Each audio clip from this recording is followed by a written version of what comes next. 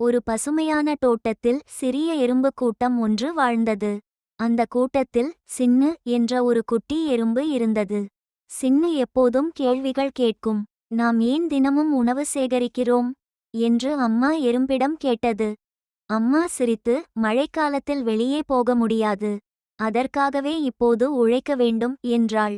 அடுத்த நாள் எல்லா எறும்புகளும் வரிசையாகச் சென்று தானியங்களை தூக்கிக் கொண்டு வந்தன.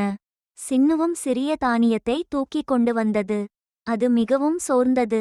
அப்போதே ஒரு வண்ணத்துப் பூச்சி வந்து, ஏன் இவ்வளவு கஷ்டப்படுகிறாய், விளையாடு என்றது. சின்னு ஒரு நிமிடம் யோசித்தது. ஆனால் அம்மாவின் வார்த்தை நினைவுக்கு வந்தது. இப்போது உழைப்போம், பிறகு அமைதியாக இருப்போம் என்று சொல்லி வேலை செய்தது.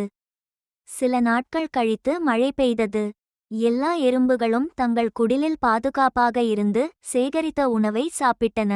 சின்னு மகிழ்ச்சியாகச் சொன்னது, உழைத்தால் வாழ்வு இனிமை.